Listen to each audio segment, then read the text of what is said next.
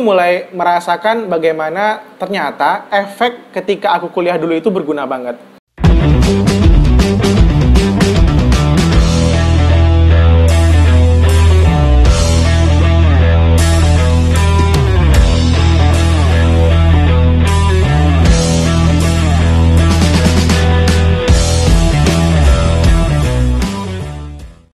Assalamualaikum warahmatullahi wabarakatuh, teman-teman semua. Apa kabar teman-teman semua? Baik lagi di B-Channel.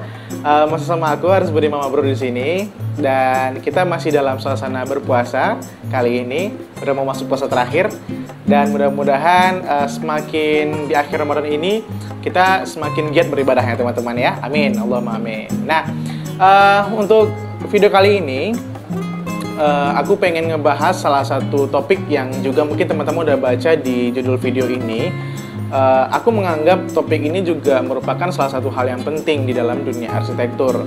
Karena ketika kita membahas topik mengenai bagaimana cara mencari ide desain, itu pasti berkenaan dengan cara menyelesaikan suatu permasalahan. Nah, mengapa permasalahan? Karena anak-anak arsitek itu atau desainer arsitektur ya, desainer arsitektur itu mendesain bangunan yang dia rencanakan pasti berasaskan ada suatu permasalahan dulu. Nah, permasalahan yang dipecahkan melalui desain bangunan. Nah, maka dari itu untuk video kali ini kita bakal ngebahas mengenai bagaimana cara menemukan ide desain nih teman-teman. Nah, sebelum kita masuk ke videonya, aku harap teman-teman bisa subscribe dulu video aku, dan di like, di komen, serta di share ke sosial media teman-teman semua untuk bisa membantu aku mengembangkan channel ini menuju lebih baik lagi ke depannya. Amin ya rabbal alamin ya. Jangan lupa di subscribe dan dinyalakan notifikasinya. Oke, kita langsung masuk aja ke videonya teman-teman. Mungkin ini kayak sharing aja kali ya, karena memang aku udah ngalamin betapa sulitnya gitu mencari ide-ide desain dari penugasan nih ketika mahasiswa dulu. Nah, sebenarnya aku ngebagi cara mencari ide desain ini menjadi dua nih teman-teman. Yaitu pertama ketika aku masih menjadi mahasiswa, dan ketika aku menjadi seorang junior arsitek gitu di lapangan. Nah, yang pertama dulu ketika aku menjadi mahasiswa nih teman-teman. Ketika menjadi mahasiswa dulu itu memang aku tipe orang yang cukup agak sulit gitu menemukan ide desain aku sendiri. Membuat aku membutuhkan waktu lama untuk menemukan nih desain seperti apa yang seharusnya aku rencanakan di penugasan studio kali ini. Nah, ketika aku mahasiswa dulu, cara cepat aku menemukan ide desain itu yang pertama adalah dengan membaca literatur.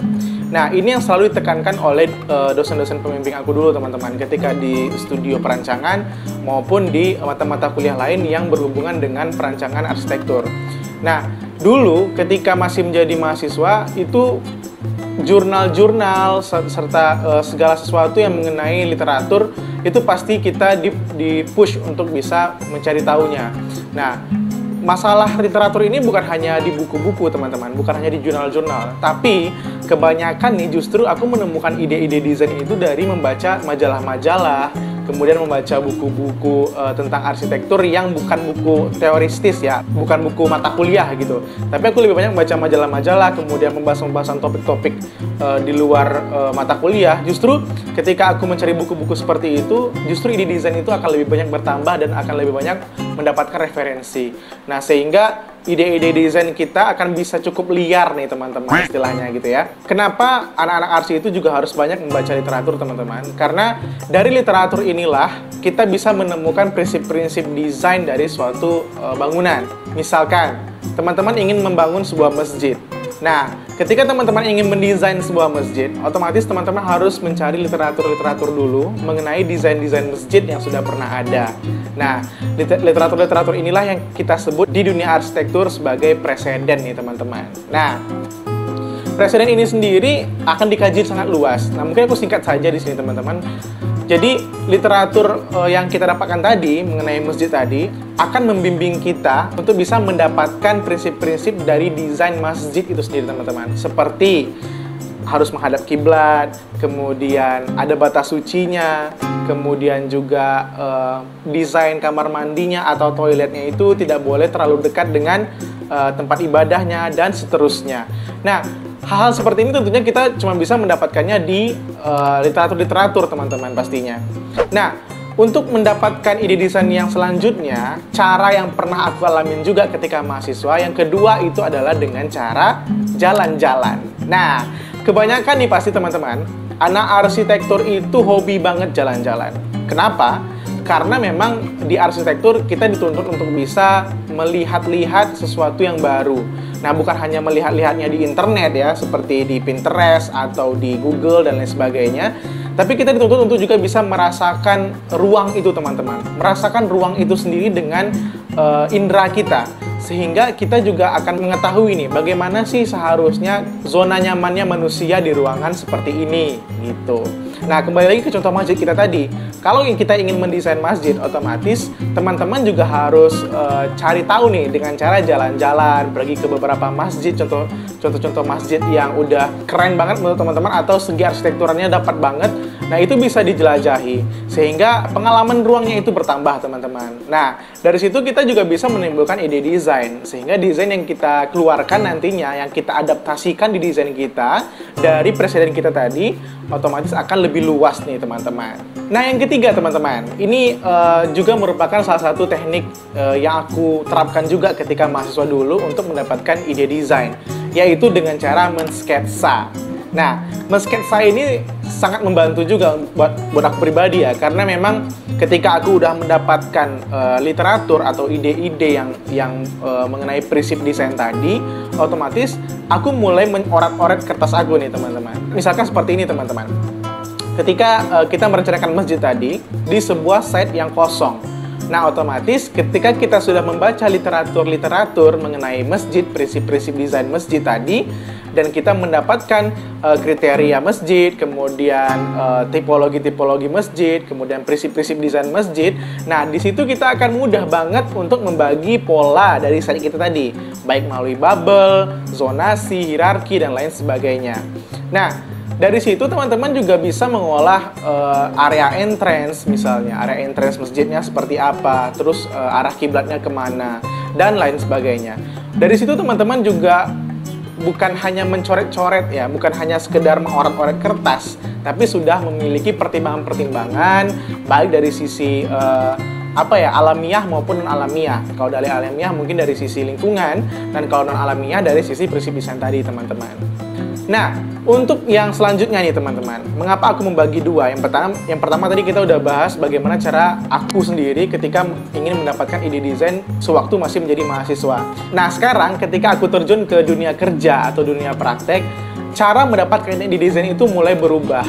Nah, bagaimana perubahannya teman-teman? Jikalau teman-teman sudah menonton video ini ketika teman-teman sudah bekerja atau memang sudah mendapatkan pengalaman banyak di dunia arsitektur atau di dunia konstruksi mengenai bagaimana cara mendapatkan desain, mungkin bisa juga tuliskan di bawah di komentar pengalaman-pengalaman teman-teman. Ini pengalaman aku sendiri ya. Jadi ketika aku mulai terjun ke dunia kerja, itu mulai merasakan bagaimana ternyata efek ketika aku kuliah dulu itu berguna banget. Kenapa berguna banget? Karena itu merupakan bekal aku teman-teman. Sehingga kepala aku, ya kalau kata dosen pembimbing aku dulu tuh, kepala aku ini udah penuh dengan ide-ide desain atau dengan pengalaman-pengalaman ruang.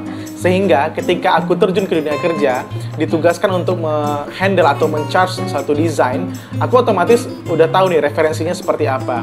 Misalkan ketika aku ingin mendesain sebuah masjid tadi, ketika aku ditugaskan di project untuk mendesain sebuah musola kecil saja, aku sudah mendapatkan ide-ide desain yang menarik. Bukan otomatis jadi gitu, tiba-tiba udah jadi musola petak, terus ada toa dan segala macam. Bukan seperti itu teman-teman. Tapi paling tidak aku sudah mendapatkan beberapa prinsip-prinsip nih, prinsip-prinsip masjid, prinsip-prinsip musola yang akan aku praktekkan lagi di dunia kerja. Sehingga di dunia kerja itu kita tidak memiliki waktu yang cukup banyak teman-teman. Karena ada dua hal yang membuat kita harus lebih cepat bekerja untuk bisa menemukan ide desain di dunia kerja.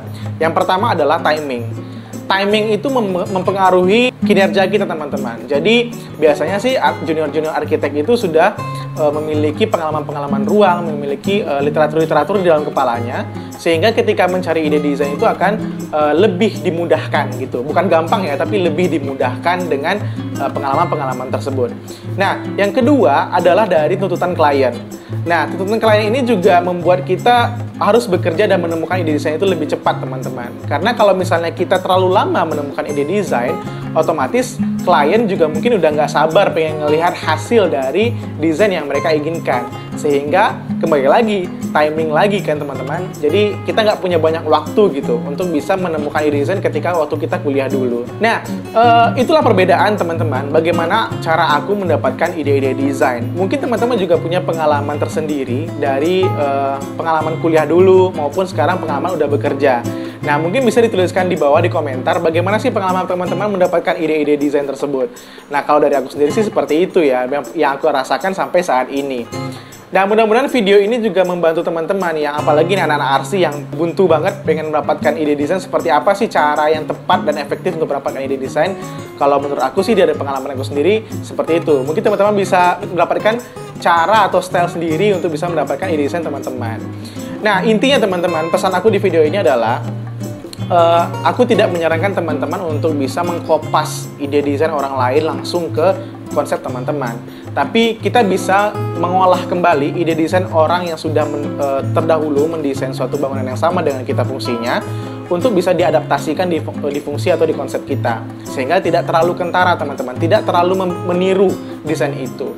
Jadi kalau bisa teman-teman nih anak-anak arsi yang masih kuliah maupun yang sudah terjun ke dunia praktik juga, kalau bisa teman-teman mengambil ide dari internet atau teman-teman mengambil ide dari konsep arsitek-arsitek lain itu disadur lagi deh, difilter lagi sehingga diadaptasikan dengan style teman-teman sendiri. Jadi ide itu bisa tumbuh dan menjadi otentik gitu, menjadi style teman-teman. Nah, oke, aku rasa itu aja dulu video untuk kali ini teman-teman. Mungkin video kali ini cukup bisa membantu teman-teman untuk bisa menemukan cara mendapatkan ide desain dengan baik dan benar di dunia arsitektur maupun di dunia-dunia desain yang sama lah gitu ya, atau sejenis gitu.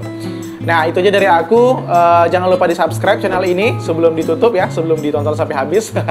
Jangan lupa di subscribe, di like, dan di komen. Serta bantu aku untuk share video ini teman-teman, agar teman-teman kita di luar sana yang lagi buntu banget untuk mencari ide desain bisa menemukan cara yang efektif untuk bisa menemukan tekniknya sendiri. Oke teman-teman, itu aja. Dan tetap stay safe di rumah dulu menjelang Lebaran. Dan mudah-mudahan puasa kita selesai dengan baik sampai hari terakhir. Amin ya rabbal alamin. Oke, positif, semangat kreatif. Assalamualaikum warahmatullahi wabarakatuh.